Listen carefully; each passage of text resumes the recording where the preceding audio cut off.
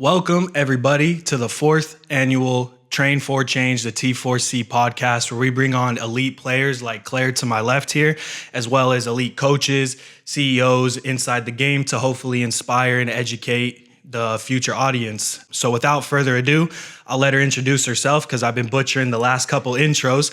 I'm sitting here with Claire Jones. Claire, thank you for joining me. Thank you. I appreciate it. Glad. Yeah, so Claire, if you want to just give the people a quick intro on your background, where you're from, what you're doing now, and kind of where you're at. Yeah, so obviously my name is Claire Jones. I'm from Ridgefield, Washington, which is just north of Portland, Oregon. I am a recent transfer from Oregon State University.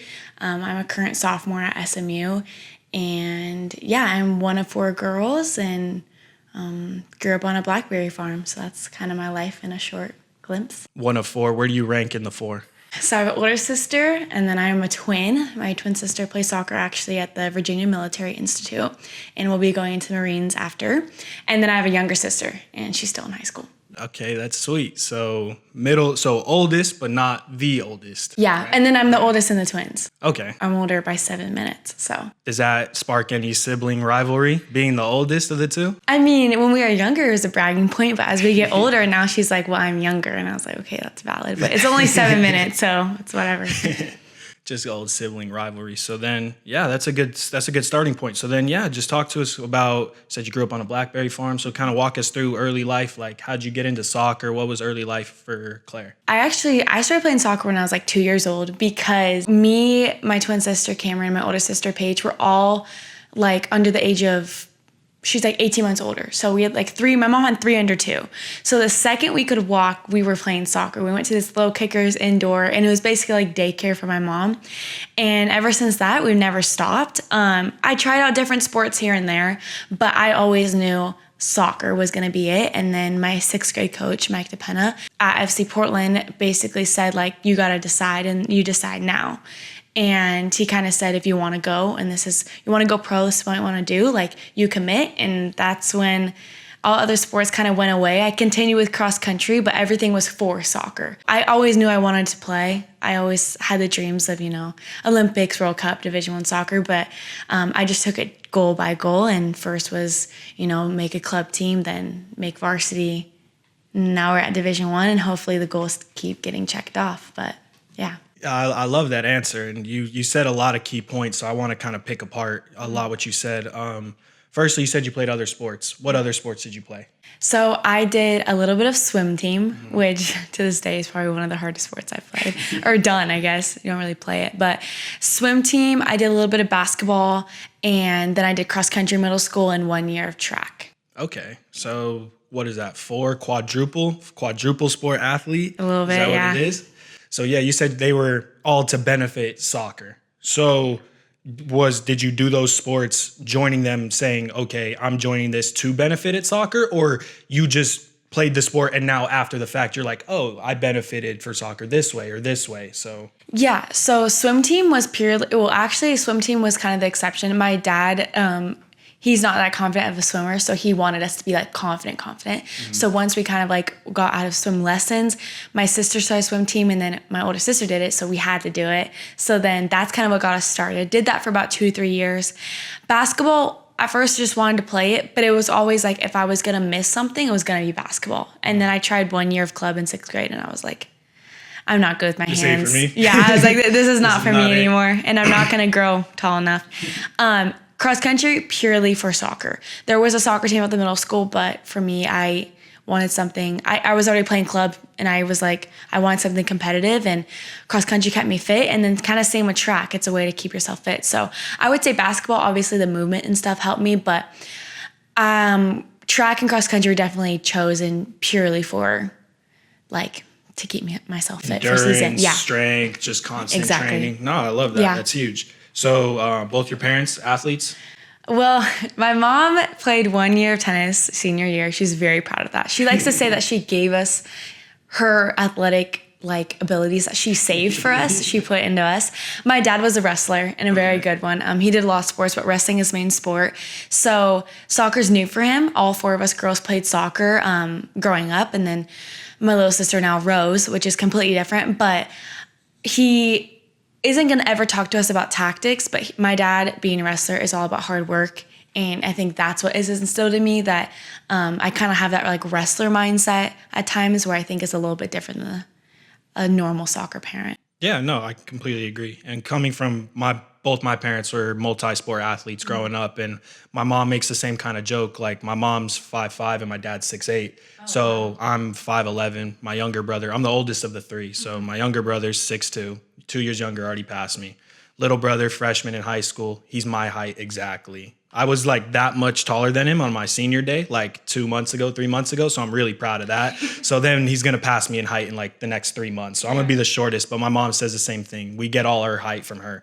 I'm like, okay, mom. But and the same thing with my dad. He was basketball. He ended up, he played soccer, track, football, but he ended up playing college and played professional basketball. So then when we played soccer, same thing as your dad. He's not like, hey, kick the ball like this, do it like this, but he's like, compete, work hard, like, yes, sir, yes, ma'am, shake your coach's hand, like, be respectful and go out and just compete. So yeah, when you say it's a different mentality, it's like, it's taking it away from just soccer, and it's a more like life kind of mentality. 100%, yeah. So that's huge. Do any of your other sisters still play? I know you said one of them currently plays and one of them rose, but... Yes. So my twin sister is currently playing at VMI. My older sister kind of was a COVID high school, like right in recruitment. So she is now a hairstylist and thriving. But, and then my little sister, she kind of realized soccer was not for her, tried out volleyball, and now she's really into rowing. So that's kind of where she's going, and she's wanting to play college in that, or row. I don't know if you play rowing, but no, I say participate in it. But yeah, so. All right, that's sweet. Switching back to you and your focus, want to touch on another thing when you were a child. For example, we brought on Martine, and he was saying for him, hard work was always just like natural. Like, he never felt discouraged as a child. I said I always felt discouraged as a child. I was like, always like, oh, I'm not good enough. I can't do this. Were you ever faced with self-doubt as a kid? Always. I think being a twin, people just start to compare you. I no longer am, but I was a forward. She was a center back. So we played different positions, but we got split up on teams. We're always compared on who's better, even though we don't play the same position. So that was always like, you're doubting, you're questioning. Did that eat at you? I would say yes. I would think it eats at her a little bit more, because I was normally the one who got I scored the goals. So one time, the reason she didn't get moved up on a team was because she didn't score goals. I'm like, she's a center back. Yeah. So I think it ate out our relationship. I think what was harder for me is, I guess, the girls around me, and being in the Portland area, you had your stars and you had your like rival teams. And I always felt like my coaches, and this is how I want to be, but I wasn't always the loudest. And I think by not being the loudest, sometimes it feels like you're not recognized. And I'm grateful for it, because I've had to really work my confidence up, and it's been broken down a lot. But my mom always says, like, you're so confident on the field. And I think the thing is like, people think I'm confident, but inside I've really had to build it. And I feel like, you know, some things I'm like, I know I outwork everyone, and I still feel like I don't get what I deserve. But that keeps me coming back for more. I do think what Martine said with like hard work, discipline, outworking has never come hard for me. It's the mental side of like, okay, I know I belong, I know I can do this. That is something that to this day, like, I still consistently have to like work on. That's huge. And I'll kind of sum it up. You have like that ego of like, I need to be good enough. Please correct me if I'm wrong, if I'm phrasing it wrong, but like, the comparisons, you're still that competitive mindset of like, I can still prove myself, still do more, even when you may have already done more or done enough, but it's always that hunger that keeps you kind of coming back. For sure. Is that a good thing or a bad thing? I would say both. Jason Carney, he was one of like a coach and someone around FC Portland a lot, which is like my main club growing up. Shout out Jason Carney. Yeah, for sure. He always said that his like greatest strengths are also his greatest weaknesses. And I think, you know, perfectionism is why I am where I am. But I do think at times it has held me back. And I think my freshman year of college was a perfect example of that. And I think it got to a point where not having any sort of confidence or belief, and always like degrading myself, because it's like, you want to be better, like this isn't good enough, but like without giving yourself any grace, like you lose the fun and you're rigid. and then you're gonna fail even more. So I think it's helped me get where I am today, but it also has put hurdles into my path that probably wouldn't be there if I did just, sometimes just like relax a little bit. And just breathe and kind of take a step back. Exactly. Okay. Yeah. So you mentioned the point about your freshman year of college, and we'll lead into that. You said it kind of knocked your confidence and kind of set you back. So in order to set you back, you obviously had to be at some kind of mountaintop or some kind of pinnacle. So was that like your high school? I'm assuming the previous like 3-4 years. So can you kind of like walk me through it? So we've transitioned from, younger Claire, middle school. So now high school, you start to, gain your confidence. And can you kind of walk me through what was your journey like in terms of, the people you played with, you developing as a person, and then we'll lead into college, but we'll talk about that in a minute. But my club experience is not pretty. I started locally, kind of was moving around when you're younger, kind of normal. And then 6th grade, I was like, all right, Taryn Reese, she committed to the University of Portland, was an insane player for our high school. She would commute, and I was like, okay, I want to be where she's going. So I was like, we got to go. Mm-hmm. So me and Paige, Cameron, and I all moved to FC Portland. We were in 6th grade. Paige was in 8th. And it was great. Mike DePena, Brian Gant, still like some of the best coaches I have ever had, and like amazing role models for me. Probably like 2-3 years in it, our team was like, we were good. And I learned a lot. And then COVID hit, some stuff happened, and basically all assembled. And within over the years, like we went from like a winning team to like, I literally wouldn't remember the last time we won. It's like, I'm like, is it me? But we were loyal. We were loyal to FC Portland, and I learned a lot from how far your loyalty should go and how it can hurt you. And obviously, like, high school was kind of like for me. Like, I wanted to win the state championship title, obviously, and we got really, really close and learned a lot from it. But ultimately, I was like, it's not going to take me to college. Like, club is where I'm focused. When I committed, it was amazing. But I always say, like, if I didn't love the game as much as I did, like, there's so many times I would have quit because I was just done. Yeah. And I didn't know what to do, but I just kept training hard. Cameron and I trained literally every single day. Like, I was just like, I know, like, keep grinding, like it's gonna come. FC Portland totally diminished my senior year, went to Thorns Academy, and then at that point, like, it didn't matter what, I was just like, I need to move on. I need to get to the college level where I know I should be, and like, let's get on the right foot to start winning. And unfortunately, it didn't necessarily go that way. But I would say my journey is full of, I have lost probably 10,000 more times than I've won. Like, I still struggle with, like, there's multiple times in my career that I've been like, can we win? Like, you be kind of like this loser mentality. Like, you're going out there just already defeated, kind of. Because it's like, I am so competitive in the fact that, like, I became so vulnerable. Like, I do everything that I can do, but I'm giving myself everything. And if the people around me aren't, and not discrediting them, but we couldn't put it together. And I think that really hindered kind of what we say, like, the confidence of, like, you're looking at all these other teams, all these other girls getting, like, recognition. And, like, I'm just as good, but, like, I'm not getting recognition. It's the competitor mentality. Yeah, exactly. So that was kind of my, like, my club years, and really, really hard, honestly. And I feel like I should have made some changes, should have made some moves, but also as a trainer now, as I want to eventually probably get into coaching, like, I always saw, like, okay, I'm taking pieces from the losses, and I wouldn't be where I am today without the losses and the struggle of coaching changes and players just leaving and being with girls that just aren't committed. Like, it's hard. So, yeah. 100%. And you touched upon it big, the commitment part. Yeah. You committed to Oregon State. Mm-hmm. What year?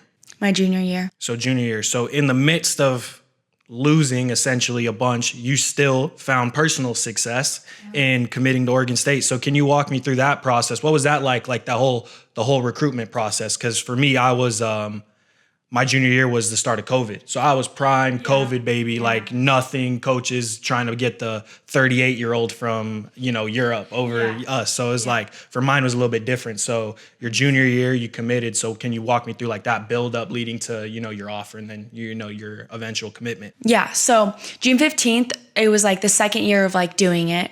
Right on the dot. Yeah. Oh, I like that. Well, so it was the second year of doing it. And I remember the day, but I got injured in a game right before that summer, had a bone contusion. Basically during nationals, I couldn't play. Well, nationals was big because that's like pretty much right after nationals. Where was the bone contusion? Tibia and my femur and a fracture in my tibia. Oh my God. So I was on crutches for a month and a half, was out for 3 months. It's one of my main injuries, honestly. So I'm blessed that, it's probably the best main injury to have because it's a pretty easy healing process. But here June 15th comes, I have no calls. Like, I'm like, are you like, I've been emailing since 8th grade. Like, I've been thinking about this day since 6th.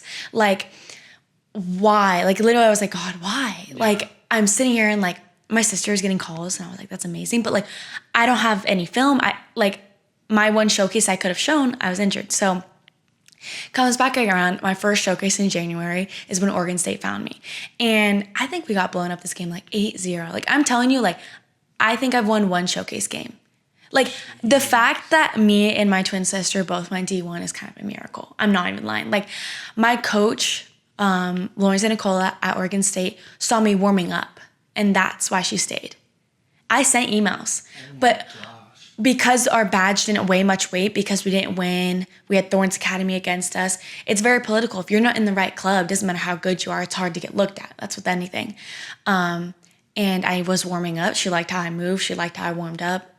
My mom has always said I have a certain warm up that like kind of just like brings a presence. There you go. Mom was right. And she stayed and she watched half the game, came back a little later, stayed the weekend. We got a call.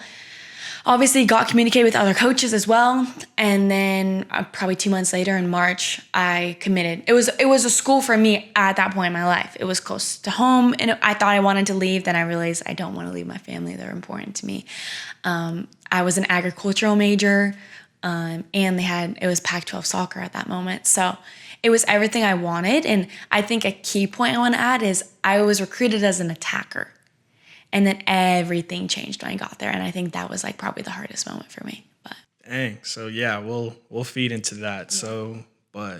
So lots of early success personally, not as a team. And when you said you guys were losing, I wasn't expecting you to say like 8-0. Oh, Getting smacked. Like there's losing, 3-1, 4-2, 8-0. Like were you consistently getting beat by like 3+ goals, 4+ goals? Yeah, and the thing is like my sister was a center back and our defense used to like, we would only win by 1-0, but our defense would hold shutouts all the time. Yeah. It just was a mix with teams, coaching, and ultimately it was me and one other girl up top, and it's like, all right, go score. Yes. And it's like, thanks, like good luck to us. And yeah, it was really hard. Yeah, so well then I'll ask you this last one before we talk about, your freshman year. So I kind of had a similar one in terms of not having the personnel, whereas my senior year in high school, we had a really good center back named Caden. My brother played CDM, and then I played striker. Everyone else was a good player, and I'm not discrediting them, but then, compared to, your club teammates or other players you played against, the players may not be the best, and you're like, okay, it's a lot on me. So I felt personally, because this was my senior year, I had no offers. I was like, I need to do something to try and get recruited and scouted. Ended up working well. We ended up winning the state championship, and then club led to later success and whatnot. Yeah. But the point I'm getting at is like, I felt like I was a big fish in a small pond, essentially. Like I was like a really good player, but not the environment. So how can a player in a similar position like you, who may not have the best players around them, how can a player still stand out and get recruited? Because that's phenomenal. If you're getting beat 8-0 and you still sign D1, like, I'm not saying every game was 8-0, but like, you know what I mean? Like, no, that's 100%. Really impressive. So how can a 14 or 15-year-old girl in your position achieve the same outcome, essentially? Well, I think for one, I made sure every time I did something, it was well done, because soccer's all about a game of moments. And I was like, so no one's going to beat me. They might be my team, but no one's going to beat me. Love that mentality. And I will outwork you. You put 3 on me. Like, that's the thing is like, you will have to, I will make sure you have to double mark me. And I'm still going to find a way. And I think when other coaches talk to me, it's like, and my sister, it's like, oh, your team. It's like, okay, yeah, but what, like, but I still did things. Like, I can still, well, I always say, like, Messi makes the players around him look insane. Like, the best guys, nice. It's true, but, like, the best players in the world make everyone else, like, that pass doesn't look bad anymore. So that's why, and I still take that to this day. Like, you'll get frustrated moments and you're like, I want to be so good that the people around me are like, oh, I can take a break, you know? And that's kind of what I focus on. And it's outwork. It's do things in the gym. Make my body and things that I do have control know that I'm going to be stronger. I'm going to be faster. I'm going to look how I should look because I want them to look and be like, she can play college. That's huge. Self-accountability. Mm-hmm. That's basically what I got from that. You took a lot. You were like, I don't care. I can do what I know. I know you know what you can do, so therefore you can produce. Sorry, I can't speak. No, you're good. No, that's fantastic. I love that mentality. So success, signs, fantastic. Mm-hmm. Everything went wrong. Yeah. What happened? Freshman year at Oregon State. What happened? It's hard to say something went wrong. It just went the complete opposite direction, I thought. So I had to play center back my senior year in high school because my twin sister had torn ACL. There's like 3 torn ACLs on her back line. My coach, Steven Evans, amazing coach, was basically like, okay, you're going to go up and score, and then you're going to come play center back. And I was like, okay. So I kind of, and I say that now, but like in the moment I was like, come on, my senior year, I've been playing attacker. Like, I'm trying to like break a record and put me in center back. Okay. So it was really hard. And then when I was talking to my coach, Oregon State, about it throughout it, she's like, I could kind of see there, like, I understand why. And I'm like, why? Why do people see me as center back?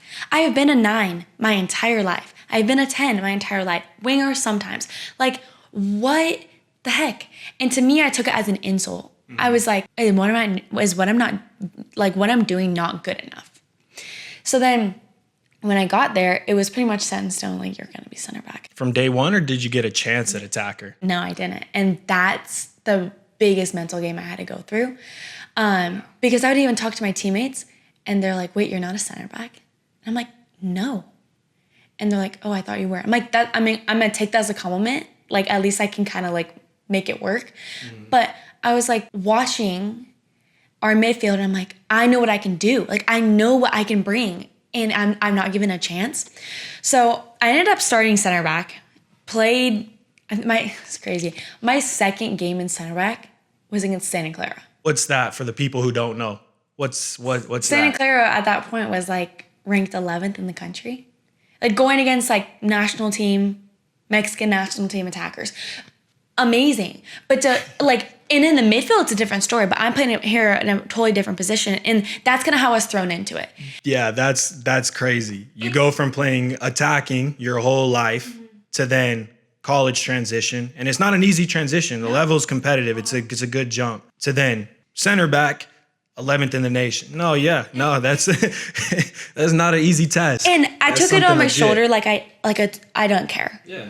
But inside, like, every day, I was just like, please. I would go to the coaches and be like, just give me a practice. So I was getting moved from center back to outside back a lot, mainly left side. And then it was like 5 games in, hip flexor not feeling good, strained it. Felt a pop in practice, and I was like, shoot. Stayed out for maybe a week. And anyone with a strained hip muscle anywhere, hip flexor, it's your ISO, whatever I don't know what the muscle the first one was, because I did 2. So I did 1 because there's 3. I learned there's 3 muscles attached to your hip, and I strained 1, stayed out for a week, which if anyone has had a strained hip or muscle, a week doesn't heal it. Doesn't do anything. It really doesn't do anything. Like, it actually does nothing. So then I came back and I felt a bit better. And then it's first Pac-12 game. We're at ASU, and I look at the roster gets released, and I'm in 10. And I'm like, okay. And the reason I wasn't getting put in 10, my coach told me, or one of my assistants, was because I didn't score enough goals. And I was like, on my club team, which we've gone over my club team. Yeah. I was taking crazy shots because those are the only shots we had. Like You were the goals. I'm turning and taking a 30-yard shot because like we have nothing else. So it just like, I felt like it wasn't getting heard. I felt like I was getting told things like, this is going to make you pro. This is going to make you pro. Getting moved from center back, getting moved from outside back. Again, just getting told a lot of things, and just my self-confidence was just like getting broken. I start in 10, we're in warm-ups, strike a ball, pop. And I'm like, okay. But in 10, I can barely pick up my leg, and I'm playing like crap. I'm also we relearned to press in like film study. Like the night before, we relearned to press on film. Yeah. We've never done this press. So I'm like, there's just a lot going on, and I'm trying to show myself in a position that used to be my position, you know. Then don't play well, get pulled out. Center back gets hurt. Now I'm in center back again. Free kick goes wrong. I'm the last man. It goes right to my right foot, and I try to turn it with my left because I'm like, looking back, I should have just struck through with my right. It was already strained. Whatever. Yeah, I didn't. Cleared it kind of into a gap. Girl came on and scored. Pretty much after that, lost my spot. Yeah. And I was still training though. I was like, and this is something that I really, really want to emphasize is I had so many people on my team saying, well, you're going to learn in college, like you're going to hurt. And you're going to learn in college that, you know, you're going to have to play through things. And what I have to say to that is, no. You can play through hurt. You can't play through injured. And I think that's what I got so in my head about. Mm-hmm. It got to the point where I was telling my dad, like, no one's listening. He's like, you're going to go and you're either going to fully strain it until they listen to you, or you're just going to play through it. And I was like, fine, Dad. Like, so I'm training and I'm like, obviously in pain. Finally, like 2 weeks later, they do a test. Oh, you strained your hip again. And I'm like, it's not playing through hurt. I can play through hurt. I play through a lot of hurt.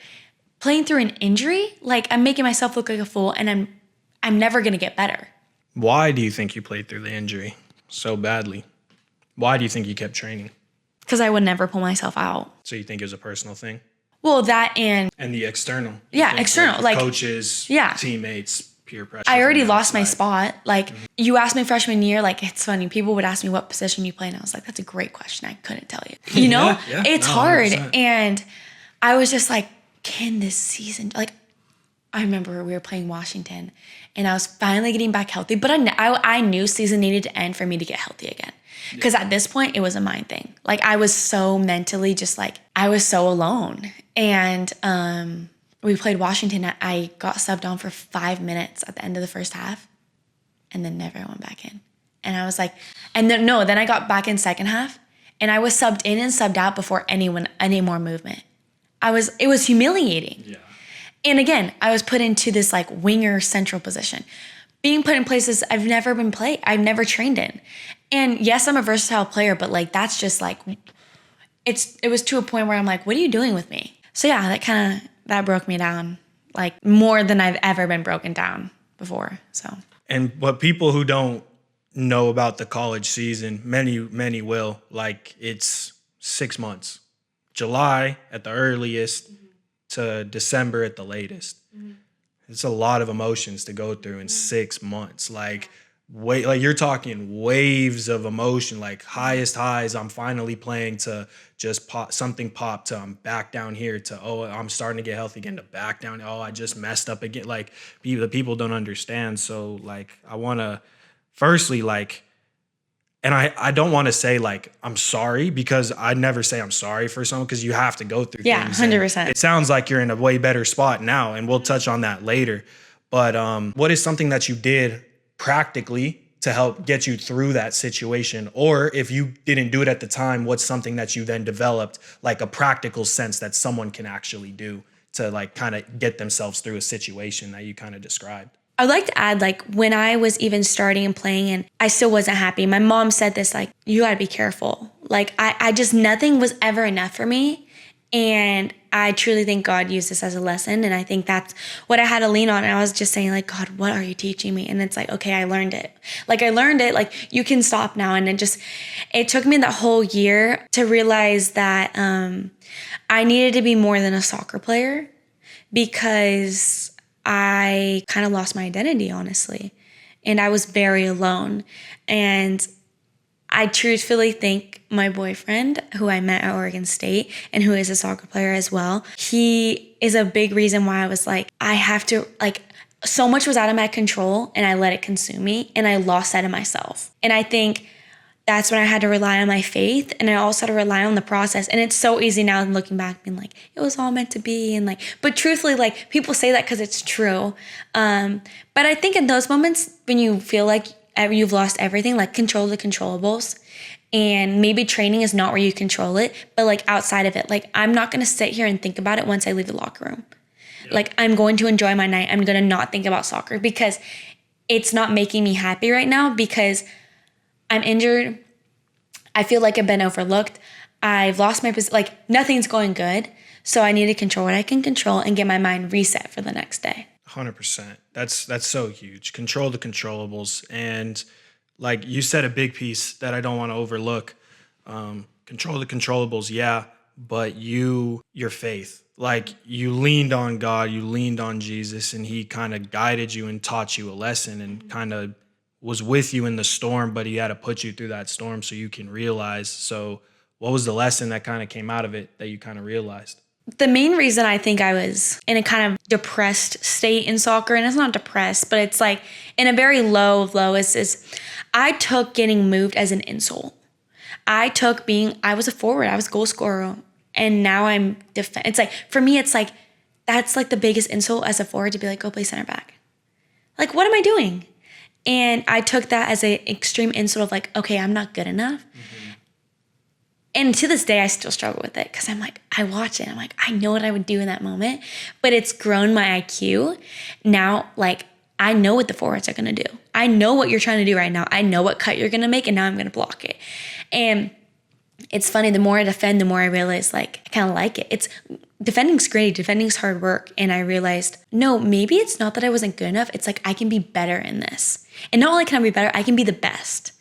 And now I look at it as, you know, now I'm playing left outside back for SMU, and I'm embracing it, because I'm like, okay, I'm going to be the best left outside back on this team. I'm going to be the best in the ACC. I'm going to be the best every time I step on the field. And I kind of found a position now that, honestly, I never thought I'd be playing on the wing, but now I get to attack, I get to defend, I get to do everything. But I had to learn that, like, take it as a compliment that I can get moved and that I'm not just stuck. And it's not a discredit to what I can do. It's a credit to, like, the soccer player I am. And God has a plan that, like, I don't know. And he's given me gifts that maybe I don't see. And that's the beauty of what coaches see, you know? Exactly. Yeah, no, that's huge. And you're like, your story is pretty similar to mine, because I was a cam, striker, winger, club, high school, all that stuff. Same thing. One state title, one club state titles, all this stuff. Go to college, D2. First, it's COVID, and it's like, oh, I'm going D2. But then they moved me to outside back, because then our coach brought in a 23-year-old transfer. Another guy who played at Louisville for 4 years. Another guy who played at like Jackson State. So like, good guys. And like, looking back, and in the moment, I knew they were better than me. And looking back, they were better than me. Yeah.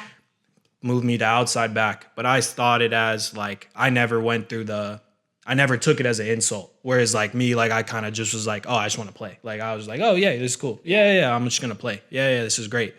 Play freshman year all the time. Sophomore year all the time. Transfer SMU, fullback whole time. And then this last year, senior year, this was the first year I actually got benched. Like, my freshman year of high school, when I got put on JV, and then I got pulled up to varsity like midway through the year.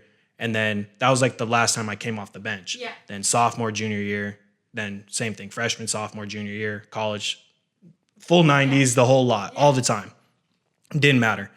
Then this last year, started with a concussion, missed like the first game or two, then played a little bit coming off the bench, and then started and then got re-benched again. And then what the pinnacle was, and then you touched upon it, when you went in for a game for 5 minutes and then got subbed out immediately. That same thing happened to me when we played Wake Forest this last year for senior night. I've played full 90s my whole career. First time, my grandma's seen me play for the first time this year. Dad flew out, seen me play for the first time live this year. Mom, brothers, senior night, dreamed about it. Yeah. Don't play whole first half. Only reason I went in the second half was because dude like pulled his like hamstring or whatnot. Played like 7 minutes and went home. so pissed off. Yeah. Was so mad. Yeah. Wanted to quit.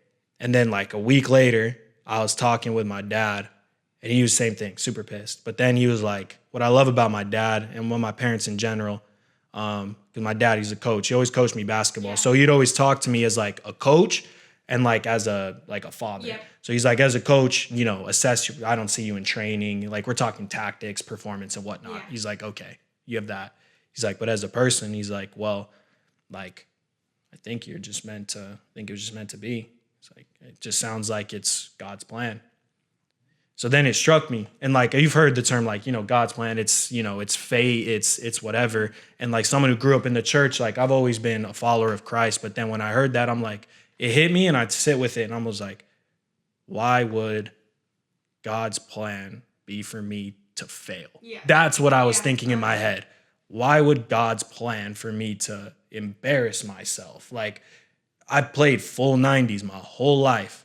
And then senior night, I'd barely play. And it was by luck. If it wasn't for him getting hurt, I would have been benched. Prayed about it, thought about it. And now I've come to the conclusion that it happened for a reason. God was there to humble me. He was there to humble me. He was like, yo, you have been flying. You've been, you know, you started off the season praying a lot because I was coming off a back injury in the spring. Then I got healthy. Stopped praying. Got off my prayer. Stopped in the Bible. God said, hold on. Knocked me down. Bench. I started praying again. This is what I say, like God's real. I stop praying consistently and reading my Bible. I get a concussion. I get hurt. I pick it up again. I start worshiping again. I get back into the starting 11. I start playing again. I get comfortable. I stop reading. I get hurt again. And it was like clockwork. Like it literally, like I stop reading and then 2 days later I get benched. So it's like, for me, faith is huge. And I know I just kind of word vomited about my whole life. This podcast isn't about me.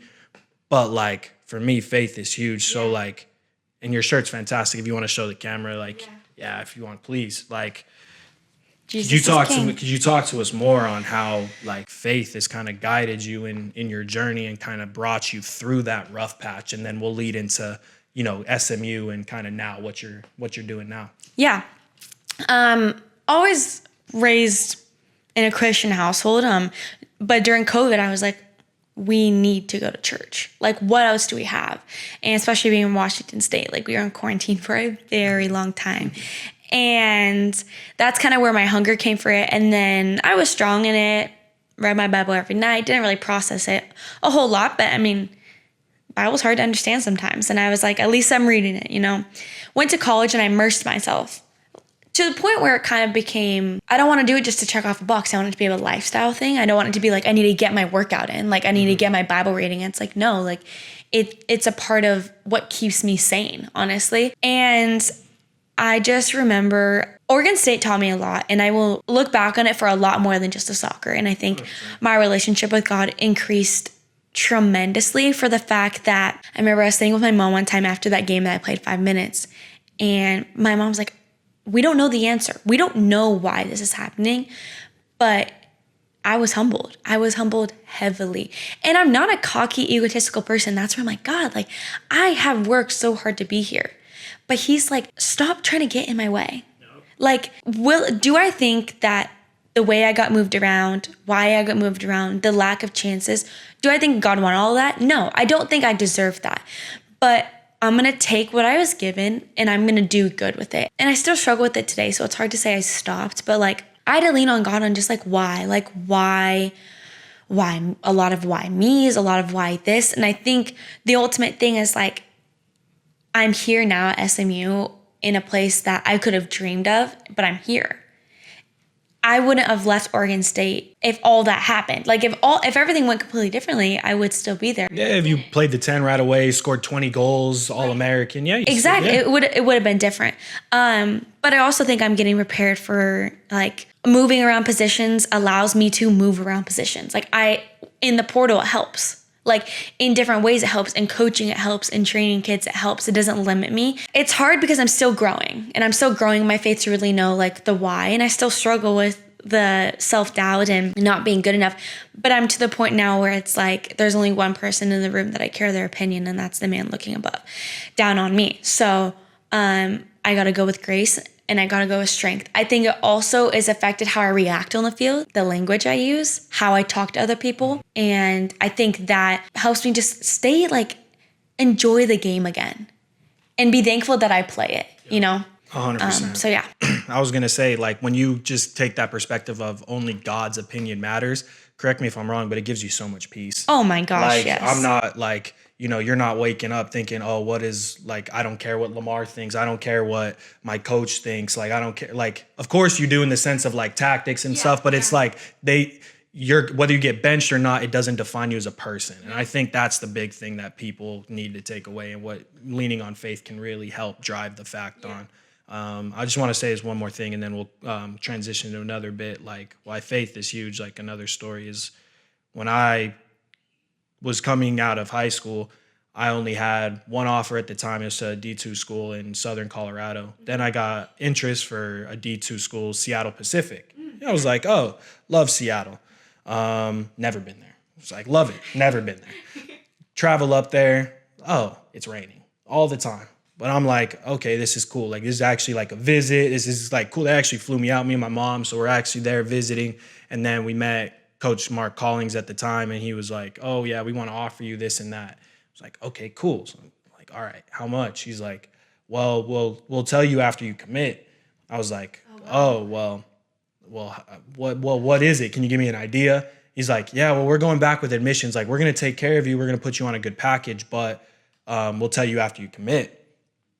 Right then and there, I just got a bad feeling. I was like, that doesn't make sense. Went home, talked to my dad. He's like, that's like signing a car lease and then knowing the price after you buy the car. Like, so he was like, that doesn't make sense. But like me at the time, I only had 2 offers, and I knew I didn't want to go to the other school. So I was like, is this the only place? So I was like, well, God, if that's where I need to go, I need to go. So, but something told me, don't commit.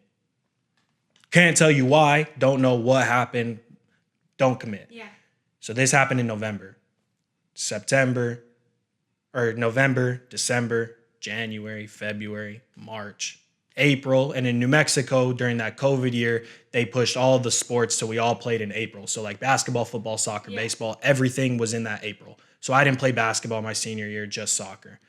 Once again, didn't commit, no other offers. Waited 4 months. I'm like, my mom's asking me like, why? Like, just go with Seattle, dude. I was like, no, like, I don't know. Like, just something, it just didn't feel right. Win state, play with our new academy team, New Mexico United, USL Academy. They just made it that year, so I was going to play with them. The head coach at the time knew the head coach at CSU Pueblo, who had just took over. He was like, hey, go up there, visit. He's a good friend of mine, whatever. Go up there. I like the vibe of it. Long story short, end up committing to Pueblo in June because it's closer to home. It was the same type of like money, but he was like, I just got a better feeling from it. Yeah. And I was like, okay, I'm going to commit here. Fast forward, Pueblo, the best we've ever done before that year as a school was make the conference semifinals. School has never done anything. The coach, that was his second year. We make the conference final. I score in the final. I got to win freshman of the year, these personal accolades. But where it really got me was we played Seattle Pacific in the first round of the NCAA tournament, our first time making the NCAA tournament as a program. And then Seattle Pacific at the time was the most D2 appearance or whatever. They had like 35, something like that. And we beat them. And the head coach, Mark Collings, ended up taking the Washington assistant coaching job 2 months later, after like in January before I committed Pueblo. So like that feeling was God telling me, don't go here yet. Yeah. You're going to wait. I got bigger fish to fry. Pueblo story led me to SMU, and the rest is history. So yeah, I don't mean to word vomit at you. No, that's a great story. It's oh my gosh. Yeah, it's stuff like that. You're like, yeah, God's real. It's insane. For real. I want to kind of touch on a couple bits on the mental side of things, and then get your closing thoughts, and we'll kind of wrap it up. What was the hardest challenge transitioning from high school and club level soccer to college? Like, put aside your personal, like the moving positions that we talked about, like give me something else besides soccer. What was the hardest thing? It will not always be your escape. For me, style of play wasn't a big deal. Physicality wasn't a big deal. Strength conditioning wasn't a big deal.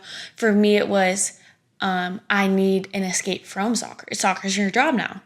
Like, you're a student athlete. You're getting paid to be there. You need an escape, whether that's school, whether that's friends, whether it's something, to balance yourself. And I think that was the biggest thing for me, because soccer was my escape from everything else. It's like what I love the most. And I still love it. And it's like my favorite thing to do every single day. But you need something else in your life, because it will overconsume you.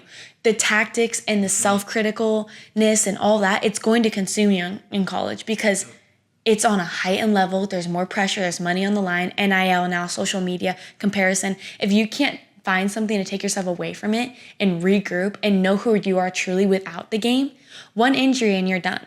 Yep. And you have to be more than your sport. And that's something that, I mean, my injury alone, like I wasn't done from it, but you need to be at an area, you need to be in a mental space that if you are injured, you're going to be okay. And I think that was the biggest thing for me, is knowing that I can have fun outside of soccer and still be a good soccer player. And I think that was the biggest shift for me, is I was kind of forced to learn to do that, because if I didn't learn, I was going to lose myself in the sport to the point where your play goes down, your mental health goes down, all that stuff. Would you ever associate your performance in training and in the games with would that just bleed over into every other aspect of your life? Yeah, you don't stop thinking about it. And would you say that's a healthy thing for the long term? Because I've heard both sides of that argument, whereas you heard of the Ronaldo and Messi, they're oh, they're obsessed. Yeah.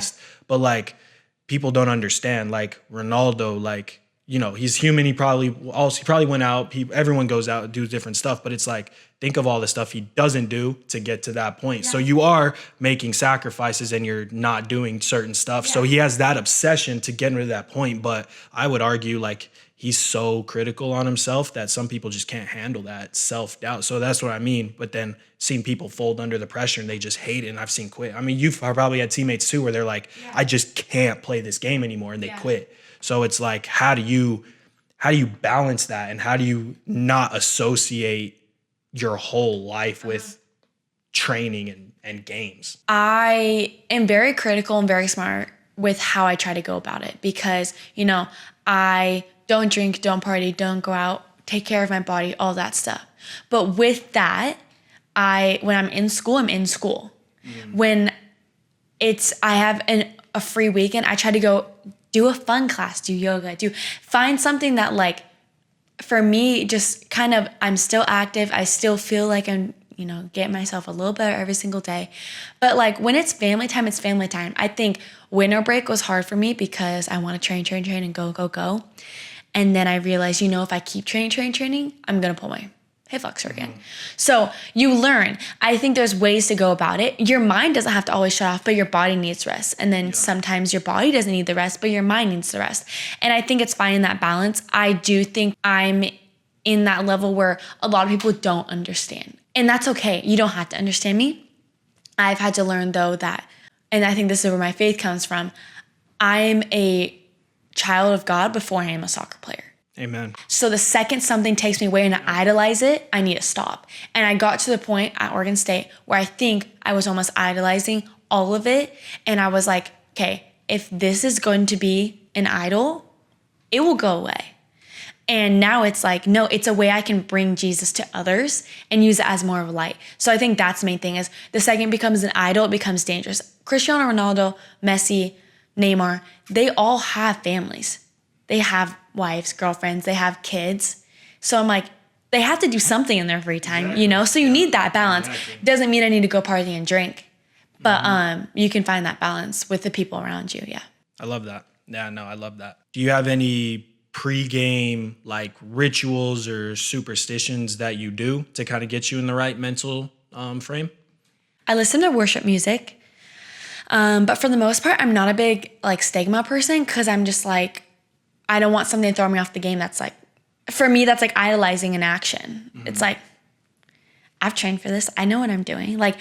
If something doesn't go right in my pregame, I don't want to be thinking about that in the game. And that's why I lost, or is it because I just had a bad pass? Exactly. So I listen to worship music, but it depends on the day, depends on the mood. But I'm definitely in the locker room, I'm quiet, I'm thinking, I'm to myself. Yeah. Okay, sweet. Gonna wrap things up. You're gonna have to forgive me on my ball knowledge. I don't know too many professional women soccer players, but I need you to build me a dream 6-a-side team. 1 goalkeeper, 5 field players. And that's why I said my ball knowledge, because they could be dead or alive. Okay. And everyone's in their prime. Okay, goalkeeper is easy. We're for sure going Hope Solo. Yep, very valid 6-a-side. It's like how you want to make the formation. Yeah, exactly. Give us a formation first. I guess we'll just do like a 3-2-1. But we're going to have like the fullbacks as like wingers for There one we of go. them. Yeah. So Naomi Girma for sure is one of the center backs. I guess the center back because we're playing 3. I want 1 Hina Sugita as a 10. Sophia Smith on either side wing, probably wherever she wants. Sophia Smith can go wherever. So Hina Sugita. So recap again. Sorry. Hope Solo. Hope Solo for sure. Hope Solo. Naomi Girma will put in center back. She's killing it. Sophia Smith will put on that wide. Hina Sugita will put in the central. We'll put Julie Johnson or Julie Ertz now as like our 6. I feel like it's hard not to put Christine Sinclair as your 9 as she has the most international goals. Granted, I do Brian Gant, my like mentor coach, his like niece is Christine Sinclair, so I feel like I have connection too. But I think she's got to go up there because, I mean, she has the most goals. So she's got it, like her in our prime for sure. So we have Christine Sinclair, Sophia Smith, Hina Sugita, Naomi Girma, Julie Johnson. Who do I want as my winger? Oh, I know. I don't know her name though. She played for the Nigerian national team and she played for Houston Dash. She killed it. Also, I love the Nigerian national team. They killed it in the World Cup and I feel like they don't get enough credit. But she killed it. I don't know her name though. She's still playing for the Houston Dash? I think so. I think Catley is well good too, Australian. So is she going into the team for that final spot? She's going to have to. We can do her. We can do her. She's good too. Can't think of or find. All right, that's solid. I'm just not good with names. I can literally, I can imagine, you know, when they do like the faces, like I know their face. Yeah. But when it starts to like your mixed sample languages, I just struggle. Especially when you compound ball knowledge year after year after year, you just. And like, I'm not going to lie, and this is something I need to get better at. Like, I watch a lot more the men's side and it's more accessible. And I'm also like, I do think the men's side is the best. Like you're naturally just gonna be a better athlete. So that's why I try to compare myself to, but I need to watch more women's. Like I am a women's soccer player, but it's just men's are streamed. So that's why I watch a lot. So it's like hard when I'm only watching them during World Cup, Olympic matches. It's hard. Do you want to play pro? Yes. That's the reason I went into Portal. To get to a better program, to get seen, to then go on and play pro? Yeah. Love that. For sure. So then what motivates you? I think myself, like I have this like internal drive of like, I just want to be the best. Watching other people succeed, like that just gets me hungrier. My twin sister and I, she decided she's going to go into the Marines. So I feel like I'm kind of now what shows of both of us. Cause like, yeah, like not like she needs it to be done for her, but it's like, she's doing something so incredible that like in another life I would love to be able to do and serve our country. But I always said, you know, if I don't feed our country with food, I don't serve our country in the military. I want to play and represent the flag in a different way. And we would go like every single day we train, every single day from 8th grade through high school. Obviously Tori ACL, so she was out. So I feel like it's like we have a lot of internal drive, but it's also just like I want to prove to myself I can do it in a way. And I want to show to her and myself that, you know, we did it. We did what we like dreamed of as a little girl and like wrote on our mirror. That's sweet. So yeah. So then if you could tell anything to all the other little girls out there, or any soccer, basketball, every young player just playing sports in general, who's trying to play college, what would you tell them in order to try and reach their dream? You're going to have to be uncomfortable. Training at practice is not enough. That's the big thing. Is like, you're not going to get better than anyone else if you're doing the same thing. So find your edge in doing something different. Do the extra work and trust in God, honestly.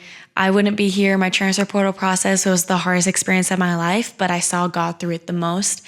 And I'm here smiling and happy. But 2 months ago, I was crying thinking that I was not going to be playing anymore. Like, that's the reality of it. But know that those valleys make you stronger for when you're on the hilltop and keep you humble for it. So yeah, I think outwork, you can't teach work ethic. So you can teach skill. I would rather train someone who has hard work ethic than someone who's naturally good and doesn't care. So 100%. that's who I want to. farther. Yeah, that's who I want to play with. That's who I want to coach. I love that. You mentioned it.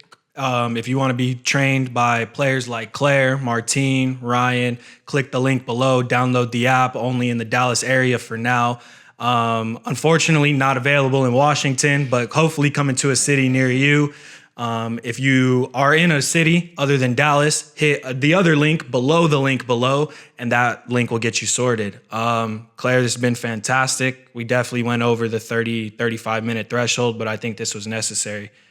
You covered a lot of talking points. I was really impressed with the way you carry yourself, the way you speak. It's phenomenal, and wish you nothing but success here at SMU. Welcome to the Hilltop. Pony up. God bless. Thank you. It's fantastic, Claire. That's it for the episode today. Hit the link below once again. Claire, do you have any final thoughts, any final shout outs, anyone you want to mention? It's your moment. Obviously, my twin sister, Cameron at VMI, love and miss you. Keep training hard. My sisters and family back home. And then my boyfriend as well. Just love you guys all. So, yeah. All love all around. All y'all stay blessed. Have a good one.